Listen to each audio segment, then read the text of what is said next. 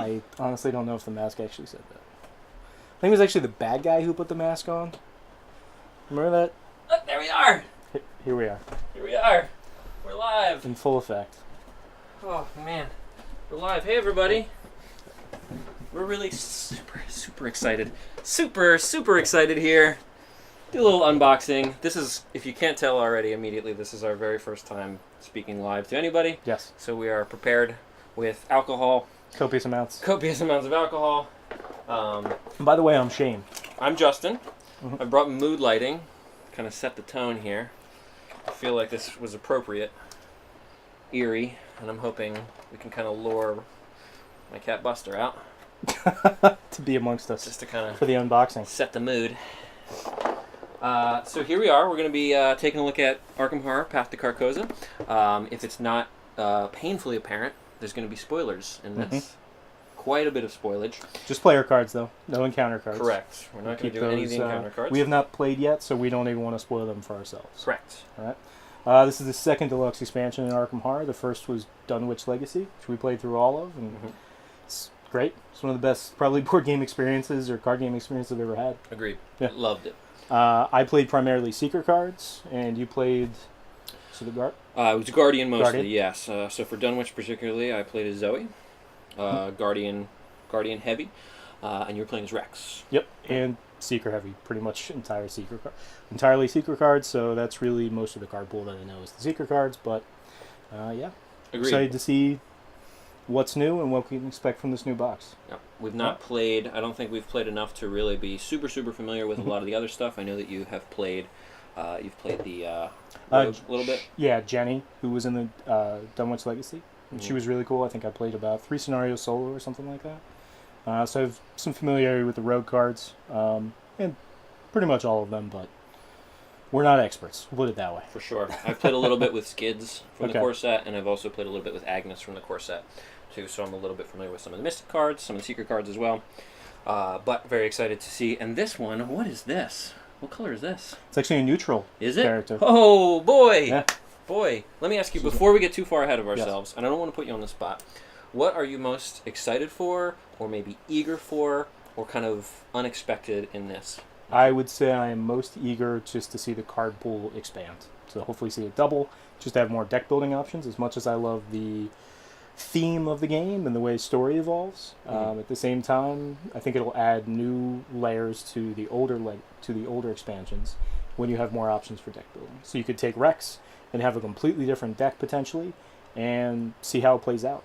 Maybe he's more powerful attacking or evading. You know, you never know. We're going to see what comes out of the new player cards here. Okay. How about yourself?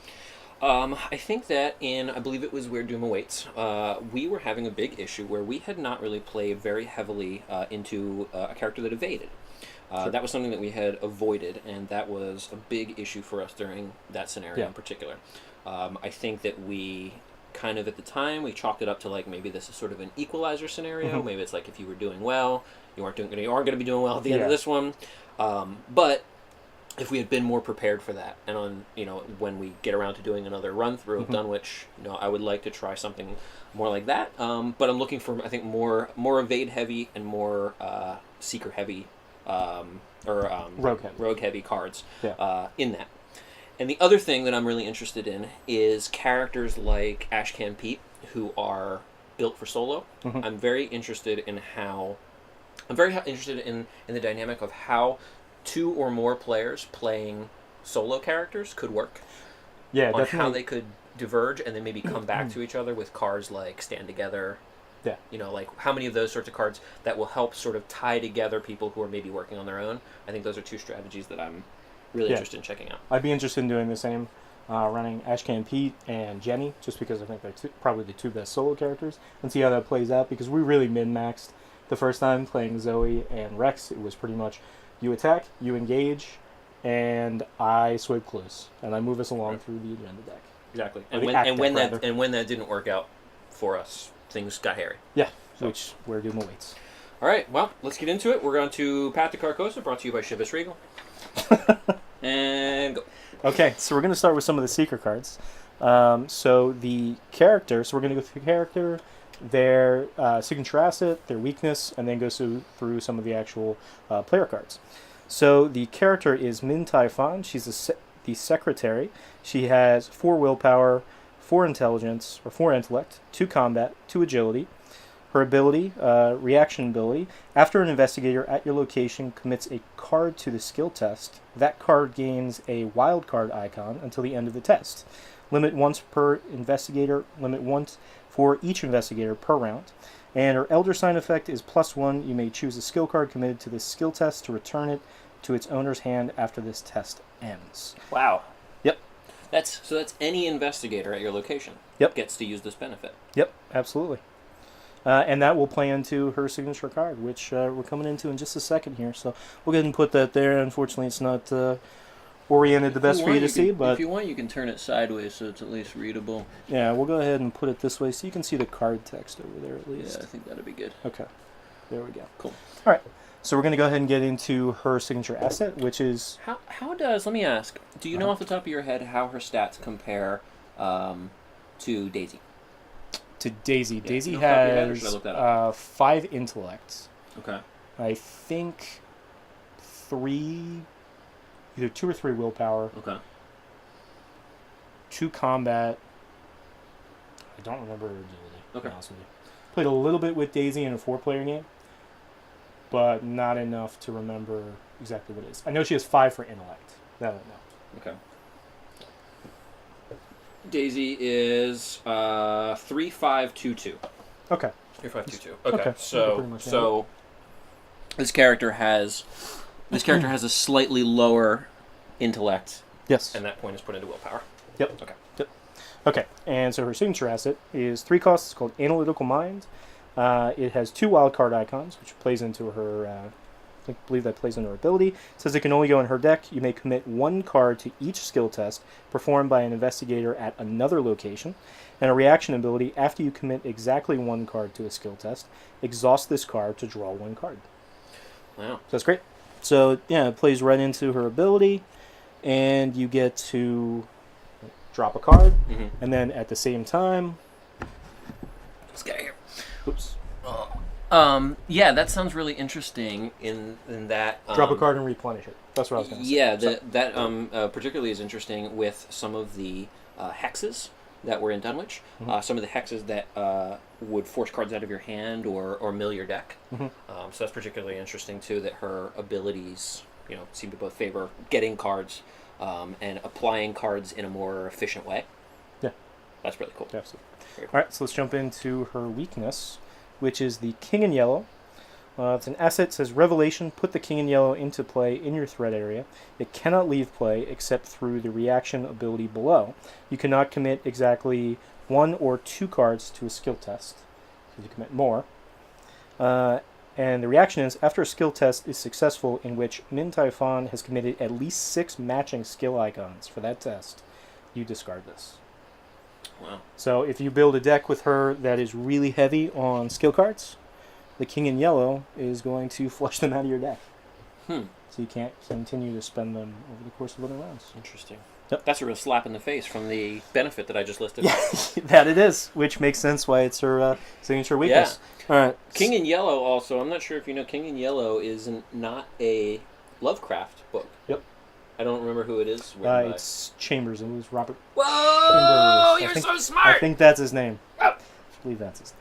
I've heard the designer talk about him before. He really loves, I believe it's Robert Chambers, his work. And that's as big of an influence for him, I think, as he said Lovecraft is. Cool. So let's go into the first Seeker card here. We got an extra copy here. Yep. So there are 2 copies that come in this. Field Work. This has got a evade icon on it. This is a talent. After you move to a location, this is any time. After you move to a location, if that location has at least 1 clue on it, exhaust Field Work. You get +2 skill value for the next skill test you perform during this phase. Interesting. Okay. That's nice. I mean, as the Seeker, you're going to be jumping into You're locations. going to be jumping in they have lots clues, of and locations with clues, this sure. gives you the flexibility because it's a reaction ability to use it for evade, to use it to fight, whatever the circumstances may be. This is kind of a utility knife. Yeah, very cool. That was a a cost of 2. I didn't mention that. Yep. Cost of 2 on that one. And also the icons, there's one agility icon? One agility on there, yep. Okay, so we're going to go into the archaic glyphs next. This is a cost of 0, an asset. This has 1 investigation icon. Item, Occult Tome. As an action, discard a card with at least 1 investigation skill icon from your hand. Place 1 resource on archaic glyphs, which is this card, from the token pool as a secret. Forced. After the 3rd secret is placed on archaic glyphs, discard archaic glyphs and gain 5 resources. Record in your campaign log that you have translated the glyphs. That's interesting. This is the first. I guess this is the first player card that has had a campaign log. It's the second. Yeah, what was it's the second. Yeah, we actually didn't end up playing with it in the Rex deck, Okay. but there was one that was called the Secret Potion, the Secret something like that. I forget what it was, but the concoction or something. Yeah, it was the Secret Concoction. Something like that. And so if you look right underneath where it says Archaic Glyphs, it says Untranslated. Untranslated. Yeah. So at some point in one of the Mythos packs, there's going to be probably multiple versions of the translated Archaic Glyph that is going to give you potentially diverse player powers. Very cool. Very interesting.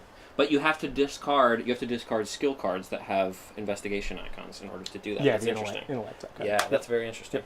Okay, so the next card is called Intellect No icon. Stone Unturned. We're gonna mix. Let me reach across you real quick Sure. and check this card out of here because my camera keeps trying to detect her face. Okay. Okay. Her beautiful face. So we got a 2-cost event here. It has a wild card icon. It's called No Stone Unturned. It has the trait Insight, and it says choose an investigator at your location. That investigator searches the top 6 cards of his or her deck for a card, draws it, and shuffles his or her deck. Okay. It's incredible. I mean, you've got there's the Guardian card in Dunwich Legacy that let you go ahead and I believe check the top 5 cards of your deck to pull out a weapon. So right, now for this to be any type. Yeah, and it's doubling down. Potentially if you're running Seeker with Guardian, or maybe it's going to be Survivor, and they're going to be the damage heavy character. Yeah. You play this for them, or if it's Guardian, they can double down now. They can have that card from Dunwich Legacy, plus you have this one for them to really go ahead and grab whatever it is they want. Maybe it's Zoe's Cross, and then you can also either play out a gun or have your card to go search for a weapon. Yeah. Really get set up. One of the things I like about these cards that let you search your deck like this and shuffle is that it potentially gives you, especially if you hold them towards the end and you maybe haven't gotten your weakness, there's the potential that you could. I mean, you might shuffle it right back up to the top, but there's the potential you could drop that first card and be like, no, it's my weakness. Yep. Shuffle that back in. It could jump right back to the top, but I like that idea too as well. That's really neat. Yeah, there was a very satisfying feeling in some of the encounter cards in Dunwich Legacy that made you mill cards off the top. I feel like, oh, well, this sucks, but okay, there's my signature weakness. But that is awesome. Weakness. Yes. All right, the next card we have here is called In the Know. Okay. This is a 3-cost. This is also a level 1 card, and it's got a intellect icon. The talent uses. It's got 3 secrets on it. As an action, spend 1 secret to investigate. Investigate any revealed location in play as if you were in that location. Very cool. Yeah. Very cool. I think it's particularly interesting, especially as we saw scenarios like Lost in Time and Space, where... So when we played Lost in Time and Space, this was actually pretty interesting. I would love to hear about more people's experiences with this scenario, but we had an interesting... And we actually have a video of us playing this. We do, yes. Thank online, you. Thank you. The Marketing! Yep, there we go. Merchandising! Yep. We had a pretty interesting experience where at one point I was ready. I was, you had crossed that bridge, and I was like, cut the bridge because I have enemies on me. I had basically just I was a sponge for these enemies just so that you could get the clues. But then we got to a point where actually you had to get left behind. Yep. And I was able to finish. In our video, I actually got that wrong, but a very friendly YouTube commenter pointed out what we did wrong. And we actually survived, which we still not have read the outcome to. That's true. We kept saying that we were going to do it every time that we get together, but every time we get together, we just spend most of our time making out. Or playing other board games, actually, with his wife and child. Not there's anything wrong with that. Making out with all of them. Yeah. So this is really cool in that you don't have the. You mentioned your daughter. No, that's not okay. Not okay. That is not okay. So this is really cool in that it creates that it breaks down those spaces. Yeah. You know, I think that's really neat. Even spaces that say even for earlier missions like Miskatonic Museum, where you are just like, oh my god, I have to get all these locations out because I have to figure out where I'm supposed to be going. You can send somebody on ahead, somebody who could potentially absorb a lot of that damage. Just you go on ahead, keep blowing out, just opening up all the locations. You can use it like that. Yeah, if you have yourself a meat bag, just send the meat bag ahead, and we're going to see a meat bag soon. Sweet. All right. So we're on to another player here. Yeah, let's go ahead and move into your favorite class here. We're going to go into Guardian. So why don't you go ahead and read that? Yeah, this is me. Mark Harrigan, the soldier. He's got a Tommy gun slung over his left shoulder there. Let's see, he's a 3-2-5-3, so he's got 3 willpower, 2 intellect, 5. Did we decide what this? What's this punch called? Combat. We just call it the fist. And 3 evade. Give him the fist. Mm-hmm. I'm gonna you just take that right there. Let's stop there with it. So you begin the game with Sophie in loving memory in play. So this is a card that I guess we're gonna see. We'll go through this one next. Okay, cool. Let's do that one next. So with Mark, you begin with Sophie in play. Mm-hmm. After damage is placed on a card you control, draw 1 card, limit once per phase. After damage is placed on a card you control, maybe that'll come into that. And then when you pull the Elder Sign, the effect is +1 for each damage on Mark Harrigan. Very neat. Very cool. And then he's also got a 9 health and a 5 sanity. Yes, so he's actually in the meat bag that I was talking about. Yeah, so he certainly is. Pop it up here so you can see some of his card text real quick. And then we'll jump into... And then we've got so this is his signature card here. This is an asset. He has 2 signature cards. This is one of them. Oh, neat. Okay. Yep, this one always starts in play. I'm so glad that you already looked through this. I figured it would be helpful. Yeah. Plus, I have no Someone's got to. self-control, so I'll go through it. All right, so Sophie in loving memory is an item. It's also got the spirit text on there. Mark Harrigan deck only. Sophie cannot leave play. Anytime you take 1 direct damage, you get +2 to your skill value for this skill test. So if you take damage, if you would take damage, you get +2 to your skill value for this skill test. Is that I guess if you're taking damage as part of a skill test? It actually has to do with his... Let me. I was a little confused because I looked. Pull this back real quick. I just looked at the stream here and I thought that I was holding the card wrong. It's double-sided. Yep. Yeah, the backside will be pertinent. After damage is placed on a card you control, draw 1 card. Oh, actually, it's going to be... Flip Sophie, huh? If Mark Harrigan has 5 or more damage on him, flip Sophie.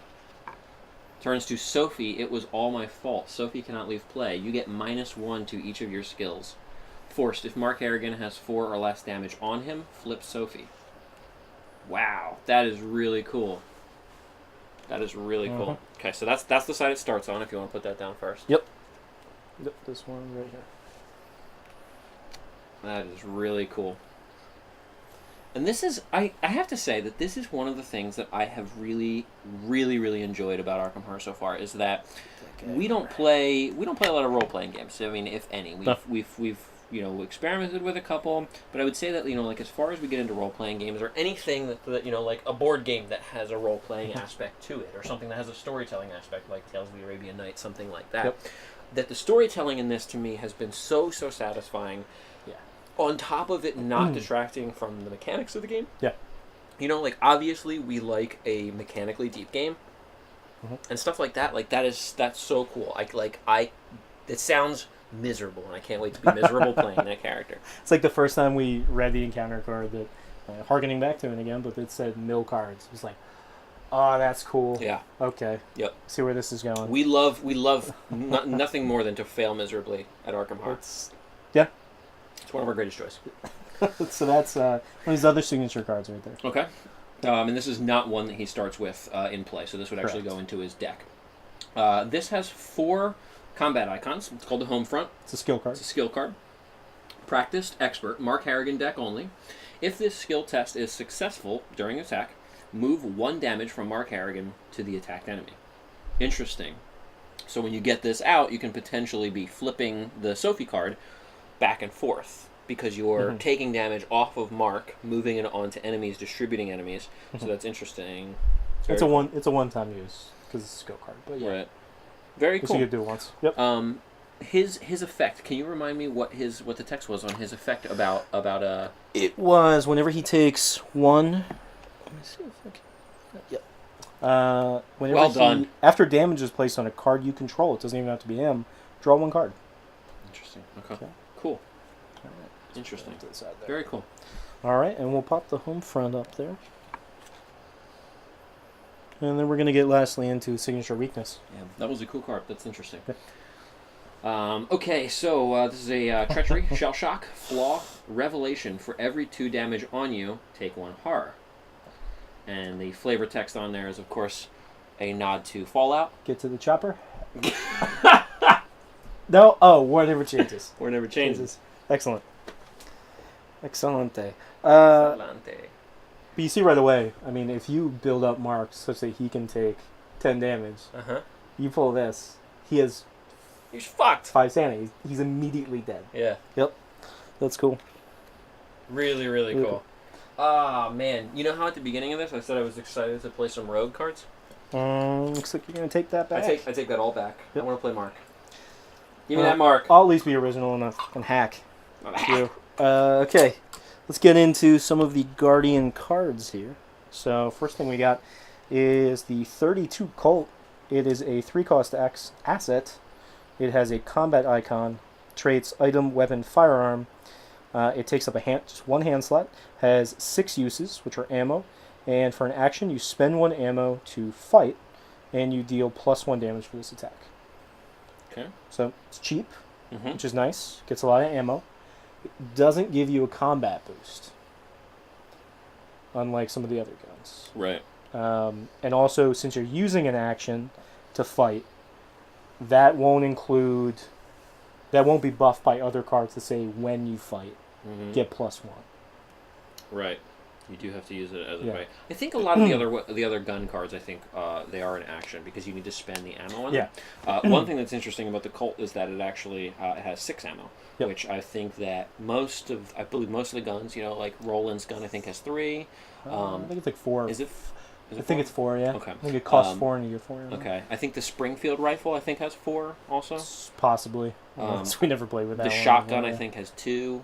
Yeah, it's not many. Yeah, it's not a lot. So this is 6. This is really cool. I mean, are there any other weapons that have 6 uses like this? Are there any other cards at all that have 6 uses like this? No, I don't think so. I don't think there are any spells either that have 6 uses. Very cool.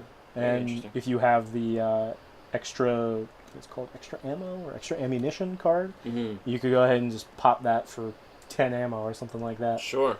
And be using that the entire game. Yeah, that's pretty cool. All right, so let's move into the next card. It's called True Grit. And this one is where Mark Harrigan reaches meatbag status. Every time you say meatbag, I just get a little hard. So this is a 3-cost card with a single willpower icon. Yep. This is a talent. True Grit may be assigned damage dealt to other investigators at your location. Very cool. Flavor text here, a nod to Monty Python and the Holy Grail. This card also itself has a damage threshold of 3. So once you assign 3 damage, this card is done. So that's interesting. It's basically a cost of 3 to absorb 3 damage. And keep in mind, Mark Harrigan's character card says, anytime when a card he controls takes the damage, including this, he gets to draw a card. Very cool. So it's a card draw as well. Okay, let's go ahead and get into the next one. Grab that guy right there. Bet. Let Me Handle This, it's called. Let Me Handle This. This is a 0-cost event with a willpower and a combat icon. Spirit card. This is a fast card, so it doesn't cost anything to play. Action-wise, play after another investigator draws a non-peril encounter card, but before resolving that card's effects. You are considered to have drawn that encounter card instead. You get +2 to each of your skills while resolving that card's revelation effect. That's really cool, too. Yeah. Very cool. So this is also the first time that we were talking a little bit about when we were playing Zoe Rex. And then, before we were playing that, what did we play before that? I think we played Roland Daisy or something like that. It's Daisy, or I played Agnes. Right, Daisy or Agnes, something like that. But it was always that, like, one person is going to be the meat bag, one person's going to be the person who's going to soak up the damage, one person's going to be the clue hound. Yep. That was kind of how we always played. This is the first card to introduce that mechanic into encounter cards. Yeah. So, like, you pick an encounter card, I can help you with that. Yeah, cool. It really encapsulates being a Guardian. Yeah, very cool. All right, and the last card here for Guardian is called Ever Vigilant. Should we get it in there for you guys? It's a 0-cost event. It has 1 skill pip, so you don't get to start with this. It's got 2 intellect icons. It has the tactics trait, and the card reads, 1 at a time, play up to 3 assets from your hand, reducing the resource cost of each by 1. Wow. Yeah. 3 assets in 1 play. Yep. Reducing each by 1. Wow.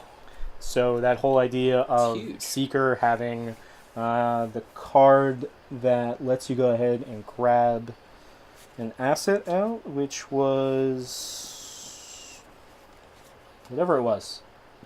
No, I know what you mean. If you play that in conjunction with the card as the Guardian that lets you go ahead and grab a weapon, now you're set up for a really awesome I play. believe it was this one. No stone unturned. That's it. The one that lets you just draw. Yep. Really, really cool. I apologize. I kind of spaced for a second there because I was thinking we were talking a little bit about, I think we've talked a few times about cards that are just like, this is a card you need to add to your deck. Mm-hmm. No matter what your plan is, and I think this is one such card.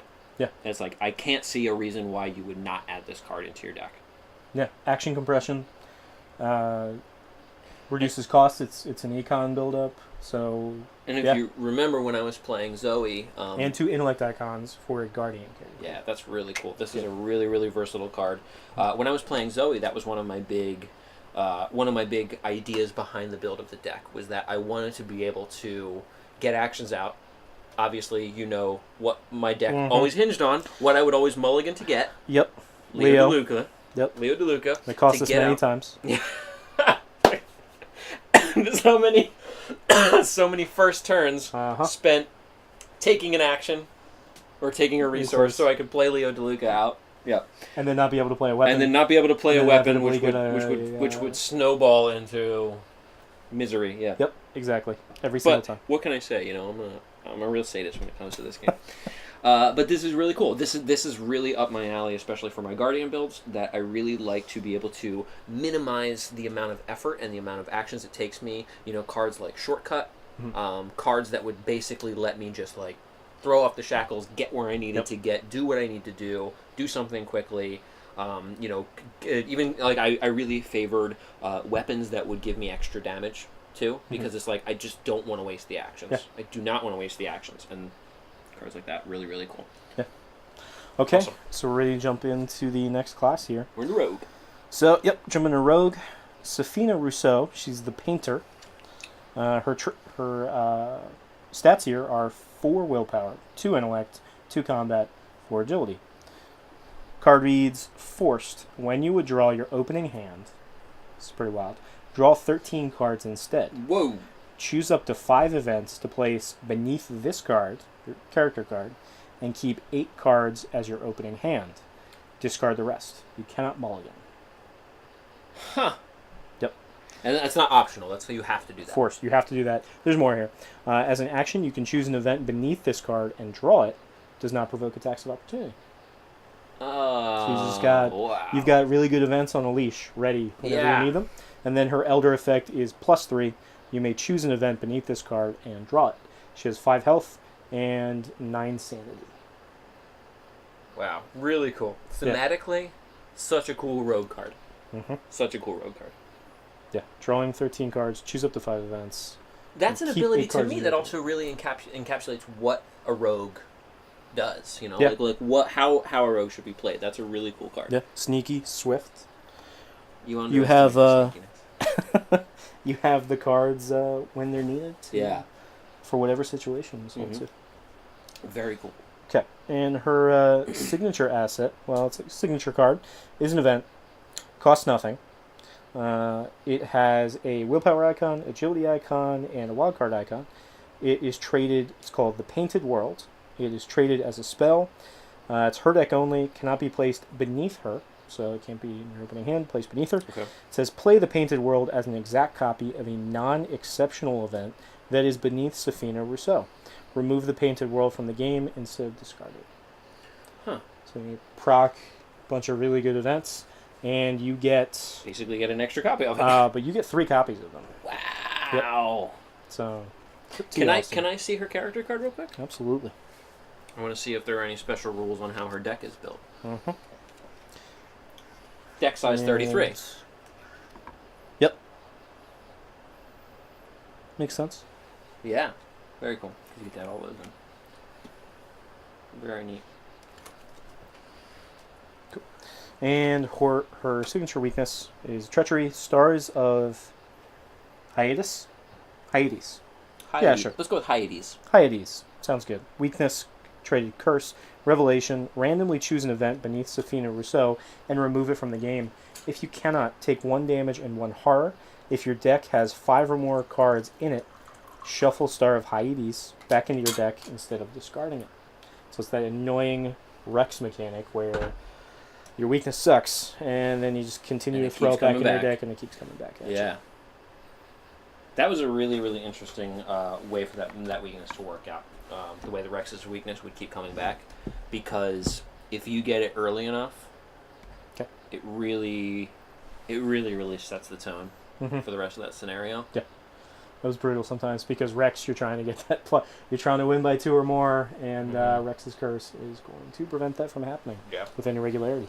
Yeah, that's really cool. And I think also, I keep coming back to this, but I think also thematically that is so cool that a weakness, I think that I kind of have this idea that these weaknesses are just like something, that lurks beneath, something that most importantly keeps you from like really wanting to draw from your deck. Absolutely. It's like I don't want to uncover whatever it is that's hiding in there, and I think that's thematically such a cool. I think they did a little bit of that in Lord of the Rings LCG, but not to the extent that they do in this game, where your deck, your deck is normally sacred. It's you on a journey with your deck, and with this, your deck is there to betray you. Yeah, it could be there to betray you. Yeah, absolutely. Oh man! All right, so this next card here, this is Stealth. This is a 2-cost asset. It's got 1 evade pip. This is a talent. As an action, is exhaust Stealth. Exhaust this card and evade. The chosen enemy gets -2 evade for this evasion attempt. That's nice.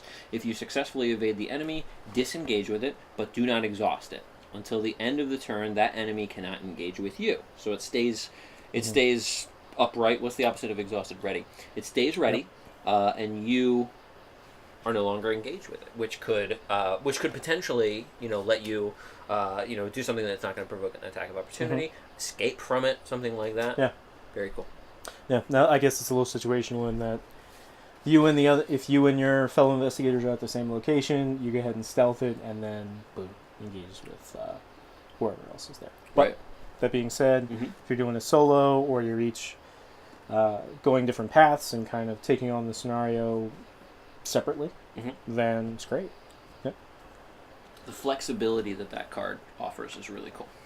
Okay. I like that a lot. Very cool. All right, this next one, this is Sleight of Hand. This is a 1-cost asset. It's got an intellect and a evade pip. It's a trick. Fast. It's a trick! Fast. Play only during your turn. Put an item asset into play from your hand. At the end of your turn, if that asset is still in play, return it to your hand. That's pretty cool. Yeah. Into play from your hand. Don't have to pay the cost on that. Yep. Too, and it's fast. Very cool. And then it comes right back out. Very cool also paired with something like Leo DeLuca. Fast. Pop out something that has...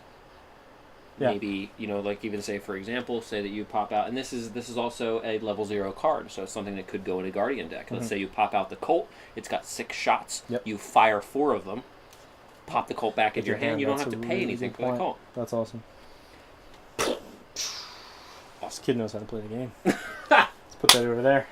See, that's what it takes. It takes me to get liquored up to remember how to play the fucking game. Not what I thought you were going to say. You were going to say it takes a village.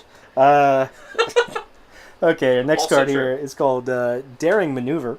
It is a 0-cost event with a wild card icon. It is traded Gambit, and it says Fast. Play when you would succeed at a skill test. You get +2 skill value for this test. So play when you would succeed anyway. Yeah. So kind of a win more sort of card where you're trying to reach some threshold over, like with Rex. Say, Right, I was about to say, like Rex. And I'm sure there are other cards that are going to use that sort of mechanic as well. And I mean, we've seen a lot of cards that are just like when you win by X amount. Yeah. You know? So I think that's definitely important. When you Exactly. need to be in a little bit more control of how much you're winning by. Yeah, and it's fast and That's zero. Cool. Yeah, that's cool. And then this is the last rogue card here. Lockpicks. This is a 3-cost level 1 asset. It's got 1 intellect. I keep about to call it investigation because that's all that matters to me. Item, tool, elicit. Use 3 supplies. Got 3 supplies on it. If lockpick has no supplies, discard it. As an action, exhaust lockpicks. Investigate. Add your evade value to your skill value from this investigation. If you do not succeed by at least 2, so related to the card we just saw, remove 1 supply from lockpicks. So in conjunction with, was that this card? Daring Maneuver? Yep. Where you are in control of how much you're succeeding by, you could keep lockpicks in play. Yeah. Interesting. And for Safina, she's got a intellect of 2, but an agility of 4. Very cool. So it's really good for her. Yeah. That gives her, in the same way that we've seen, something like where Agnes can start to attack with her willpower. It's her willpower, right? Yeah. She can start to attack with her willpower. This is also interesting in that it's a rogue card that lets you start to investigate with your evade. Yes. Yeah, she's got a couple. There were a couple cards like that already in the set, but I mean, this is very cool. This is another one. And these, we're probably going to get onto the classes that we've played the least here, which would be Mystic and Survivor. So we'll jump into Mystic. Yeah, for sure. These are definitely the ones we have least experience with. Akachi Onyele, the Shaman. She is a 5/2/3/3, so she's got 5 willpower, 2 intellect, 3 combat, and 3 evade. Sorcerer. Your assets with uses charges enter play with 1 additional charge on them. Yep. Very cool. Her Elder effect is +1. Add 1 charge to an asset with uses charges that you control. She has 6 health and 8 intellect, so she's a pretty balanced character health and sanity-wise. And her willpower is very high, very cool. So her willpower being very high, she could obviously use something like Shriveling. Yep, exactly. That could help her use combat. Yeah, and then the parallel card that uses willpower to... Does Shriveling have charges? Yeah. Okay. Yeah, and then there's a parallel card that lets you investigate using your willpower as well. So. Yep. Very cool. I think that potentially this could be a Mystic card that could possibly be soloable with the right combination. She could be stronger on her own. She could be stronger on her own, I think, than Agnes is. 3 combat, 3 agility. You just got to get the tricks in there to grab clues. Very cool. Yeah. Okay, we'll pop her up there for a sec. Card text. And while it's up there, we'll go ahead and jump into her signature asset here. It's called Spirit Seeker. It costs 2. It's Envoy of the Aluzi. And it's got the icons for willpower, intellect, and wildcard. It's traded ritual. It's only in her deck. And it's got a reaction ability. Exhaust Spirit Speaker. Choose an asset you control with uses charges. Either return that asset to your hand or move all charges from that asset to your resource pool as resources and discard that asset. Oh, that's neat. That's neat. So it seems like she focuses pretty heavily on being able to sort of distribute and reallocate those charges. The fact that she can also just pitch them entirely, move them over into a resource pool. If she feels like maybe I've gotten enough use out of this, maybe pumped it up with a bunch of charges that I don't necessarily need, I can pitch those, play out another card from my hand that I do want to use. Or she can bounce it back to her hand, so then she can play it back out and have a full charge of it again. Very cool. Yeah. Very cool. Yep. A lot of control there. And her signature weakness is called Angered Spirits. It's traded task. It says Revelation. Put Angered Spirits into play in your threat area. As a reaction, exhaust a spell asset. Move 1 charge from that asset to Angered Spirits. And then forced, when the game ends, if Angered Spirits has fewer than 4 charges on it, you suffer 1 physical trauma. So it goes right to trauma. Not just, 2 or 3 damage, it's boom, trauma. Sure. Oof. Hard counters always to their signature assets. They really are. And their I abilities. love that. Yeah, that is really cool. That is exactly what that is. Praise That is, on what their strengths are. Uh-huh. This is what a weakness should be. Perfect. Absolutely. Love that. All right, so we'll jump into the first Okay. mystic card here called Alchemical Transmutation. This is a 1-cost, level 0 asset. It's got 1 willpower icon. It's a spell. Uses 3 charges. As an action, exhaust Alchemical Transmutation. Discard. Spend 1 charge. Test your willpower for 1. Like my... Your noggin, yeah. Yep. A noggin of 1. Test your head. For each point you succeed by, gain 1 resource to a maximum of 3. If you get any of the special icons, skulls, hooded figures, the tablet, the tentacles, or an instant fail symbol is revealed during this test, you take 1 damage instead. Okay. So that's interesting.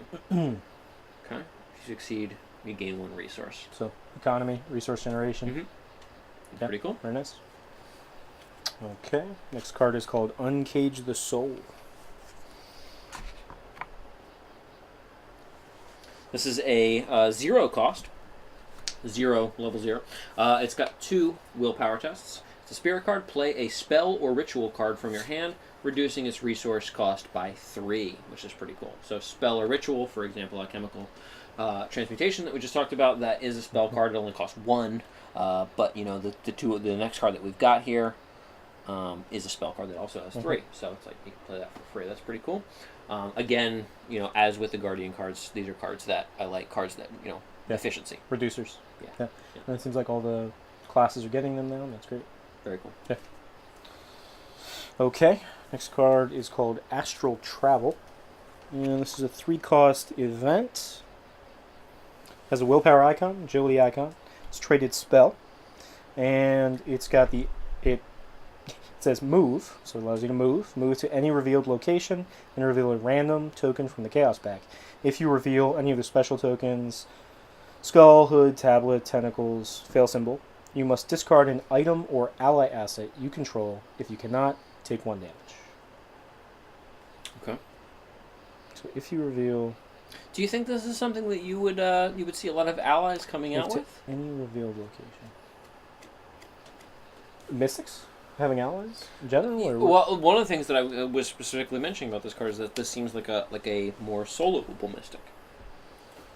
Let's see what she can have. So something like, you know, when I was playing Zoe. What did we miss? Give it to me. Her deck building options. She can have Mystic cards 0 to 5, neutral cards 0 to 5, cards with uses, charges level 0 to 4. Really? So any card that has a use charge. Yeah, maybe there's going to be some in other... They're mostly Mystic cards already. Factions, yeah. Or other classes. And then occult cards level 0. Interesting. Occult cards. Traded. It looks like it's a trait. So. And that seems to be... You know, we haven't seen cards that... sort of highlight what card type it is. Mm-hmm. That's interesting. Yeah. Very cool. So anyway, what I was saying was that she's like more of a soloable mystic. So for example, when I was playing as Zoe, I was using a lot of characters that are just get the damage, in front of me. Just like, here's this guy and this guy. Here's this guy that we picked up in the village. Here's, this Zebulon Watley. The dog and the police officer. Right, yeah. The police badge, yeah. Yep, all of that stuff. Mm-hmm. It was like just I need something to take damage for me that like yokel dude and the wife beater that we picked up in Dunwich. Yeah, I love characters like that because I can just assign damage to them and I can basically just push them in front of bad guys. Mm-hmm. I like that. So this is interesting. That's very interesting because of the use of allies. No. And we got the last mystic card here. It's called Spirit Athame? What do you think? You know daggers, right? Spirit to tame. There it is. Okay. Spirit to tame, mate. It's Italian. Let's not do that. This is a level 1 card. It's 3 cost. It takes up a hand slot. It has a combat icon. It's traded item, relic, weapon, melee. Reaction ability. During a skill test on a spell card, exhaust Spirit Attain.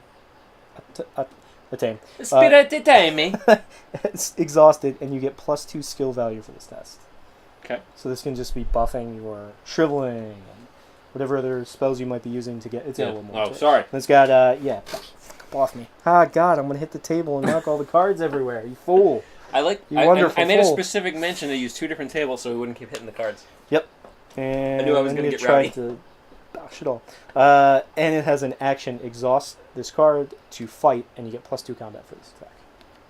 Very So cool. multi-use. You can Uh-huh. either be buffing your spells, which is great because spells really give you access to do anything. Yeah. We've seen resource generation. There's obviously shriveling. There's Options to investigation be spells, there's- investigating, and Yep. then it can also be used just for combat by itself if Yeah. you don't have anything. Really cool. Yeah. Really Which will bump her to 3 combat or 5 combat, excuse me, which is pretty good. Pretty good. Pretty sad. All right, and we're gonna jump into the final class here, which is Survivor. We've got William Yorick. He's Gravedigger. His skills are Gravedigger. okay. 3 willpower, 2 intellect, 4 combat, 3 agility. He has reaction. After you defeat an enemy, play an asset from your discard pile. Because he's the Gravedigger. Sure. Paying its cost. I'm with you. Once per round. I'm excited. He's a handsome gravedigger. He is. What happened to him? How did he fall from I guess grace? you know. I feel like I've just alienated the gravedigger We're cross section so- of our audience. We're so sorry. If you have computers, we're sorry. Elder Sign effect, +2. If this test is successful, return 1 card from your discard pile to your hand. Neat. Neato. Neato. Okay. Yeah. No. The ability really cool. to cycle cards out like that. Yeah, That's very it's cool. awesome. Especially because you have the flare, Mm. and you've got, I think, the fire axe, which are things that I think the fire axe can get discarded if you draw the wrong kind of icon, and the flare actually would be removed from play if you use it. But there are cards that a survivor you use it and then you lose it, but then you bring it on back. That is true. You do. Yep. You do lose it if you don't use it. I've Exactly. heard that. But you bring it on back. But I mean, in general, there aren't many cards that are able to bring things out of your discard pile. Yep. You know, so that's, It's got. that's- They do that's have a card called Scavenging, so you're doubling down a little bit. Mm. But now you're going to be able to do it for sure. And it's giving you consistency. That's maybe the Yeah. thing we're seeing is a lot of cards giving you consistency.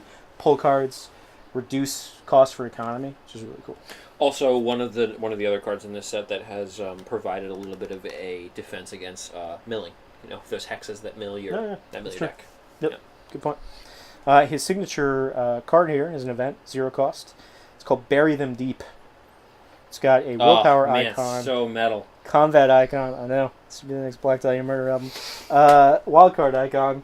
They could sponsor us if they like board games or Stool Band. It says fast. Play after a non-elite enemy at your location is defeated. Okay. Add that enemy and this card to the victory display. Oh, neat. So there's some. I mean, what would you get for adding a non-elite enemy to your victory display? You get them out of the discard pile. So you never Get them lose out. They wouldn't come Plus, back. So, victory. I guess I was strictly thinking about points. It's Yep. all about points well, for me. this at the bottom has victory 1, which Oh, I'll put in neat. front of the camera instead of pointing at it from far away. Mm-hmm. You're full. So it also gets you a victory point. Very cool. So maybe you kill a rat, and you're like, okay, that's a victory point. 1 victory point rat. Yep. Elite rat. Nicely done. That is the. So many things to say. And his signature weakness is called Graveyard Ghouls, and it's got 3 fight, 3 health, 2 agility. So those are the skill amounts that you have to hit. It has prey. So on- his weakness is an enemy. His weakness is enemy. Yep. Prey on William York only. I think it's the second character that's had an enemy that's a weakness. Oh, okay. I think so. Yeah. I believe. It has Hunter, and it says while Graveyard Ghouls is engaged with you, cards cannot leave your discard pile. Oh, okay. Yep. Cool. Neat. Yep. Neato. Neato. It's a real humdinger. All right, resourceful. This is a skill card. Excuse me, 0 cost here. It's got 3 icons actually. It's got an intellect icon, it's got a combat, and it's got an evade. It's an innate icon, innate card. If this skill test is successful, choose another survivor card not named resourceful, so any other card other than this, in your discard pile. Add the chosen card to your hand. Yep. Cool. Cycling cards, and it is again utility knife consistency sort of card because it gives you access to the 3 things you're going to do the most: investigate, evade, and fight. The 3 E's. Yep. That worked out. I think it's also neat that Yorick is a survivor too. You know, the ability to bring survivor cards in particular back out of your deck, because survivor cards are so much built on preparing for the worst. Yeah. You know, that I think that it's cool to be able to like bring that back and be like, this is something I think I might need again. Really cool. Okay, next is Lantern. This is a cost 2, level 0 asset. It's got 1 intellect icon, item, tool. It's got 2 actions on it. The first is, as an action, investigate. Your location gets -1 shroud for this investigation. Makes sense. Lantern, got it. Thematic. As another action, discard Lantern. Deal 1 damage to an enemy at your location. This action does not provoke attacks of opportunity. Cool. Alright, makes sense. Chuck a Lantern in the face of an enemy. Deal damage. Cool. Very nice. And cycle it back if you want. Cycle it back. Yep. Okay. Next card is Gravedigger's Shovel. And it's a 2-cost asset. Takes up a hand slot. It's got a combat icon. It's traded item, tool, weapon, melee. For an action, you can fight. You get +2 combat for this attack. And then as another action, you can discard the shovel to discover 1 clue at your location. You fight and then you dig. You fight, you dig. Fighting and digging. That's what it's all about. That's what Yorick's all about. Fighting and digging around the world. Not much more to say about that. That's all I gotta say about that. Last card here for Survivor is called Hiding Spot. Heiny Spot. Nah. Hide in the hiding spot. 1-cost event. It's got 2 agility icons. Just let that go. Fast. Attach Hiding Spot to any location. Each non-elite enemy at the attached location gains aloof, which means they can't engage unless you actively engage them. Right. Aloof was something that was introduced in Stupid birds. The whippoorwills? Yeah. The stupid birds. No, I think aloof was actually introduced in the first mission in the casino in Dunwich Legacy. Yeah, that's true. The enemies all have the gangsters all have aloof, and they all kind of circle around until you provoke them into doing something. Well, the whippoorwills also. The whippoorwills also do have aloof. Yes. Bastards. Yeah. If you read the Dunwich Legacy, it's actually really cool. The whippoorwills are always like this, like foreboding warning that it's like the whippoorwills are peeping. That it's like something is happening. It's danger, or something bad. Something bad is lurking. So those are cool. So there's a little more on this card. So it also says, so each non-elite enemy at test location gains aloof, and then it also says forced. At the end of the enemy phase, if a ready enemy is at attached location, you discard this. So just 1 turn, gives them aloof, pop in, buys you a little time. Do what you gotta do, pop out. Yep. There we go. The old in and out. Clockwork Orange. Sure. It's before your time. Yeah. I think legitimately was. And then we got one more character. That's right, we've gone through all of the classes, and there's another character. But wait, there's more. Okay, she says she's the actress Lola Hayes. She has 3 willpower, 3 intellect, 3 combat, and 3 agility. Wow, didn't see that coming. Performer, traded performer. What? Forced after you draw your opening hand, you choose a role, which can be one of the classes. I get it. Or it can be neutral. You can only play, commit, or trigger abilities on neutral cards or cards of your role. Okay. As a free action, you can switch your role. You can do that limit once per round. As a free action. Correct. Okay. Yep. And then her Elder Sign effect is +2. You may switch roles. And she's got 6 health and 6 sanity. So she's a bit of a glass cannon. Very cool. And I'm guessing that she's also going to have some pretty interesting deck building rules. Yep. Which we should look into. Her deck size is 35 to start with. Deck building options. Survivor, Guardian, Seeker, Rogue, and Mystic cards, all 5. Level 0 through 3. Neutral cards, level 0 through 5. Very, very cool. So there's, I mean, obviously, seemingly, it's incalculable how many different ways you could build this character. Do you think that there's the potential that this character could be overpowered? That this character could... Does this break the game, Shane? No. Is it broken? This is the not game broken. literally unplayable? Burn it all. Before you even buy it, burn it. Go to the store these and burn look all like the real, copies. These look like real candles in our stream? Close enough, yeah. We're not actually burning any cards, people.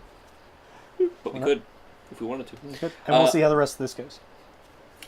Very, very interesting. No, I don't think Yeah. she's broken though because Your deck must include, I'm sorry, I forgot this part, at least 7 cards from each, from 3 different classes. okay. So you are forced to have variety in there. You're not. Yeah, and Yeah. because of that, then you have to Wanna mix throw the that pool of you have to mix the pool of cards, and as a result of that, maybe you don't have as much consistency as you will with other characters. I think that's what potentially brings your power level down a little bit. Sure. And you can't get the crazy cards like Lightning Gun, Because that's level. the Golden Watch, That's a level 4 or 5. like 5. That's a level 5, I think. Yeah. So you don't have access to those. Mm-hmm. All right. So then let's get into her signature asset. Please do. Signature event, actually. 0 cost. It has 2 wildcard icons. It's called Improvisation. Traded Insight.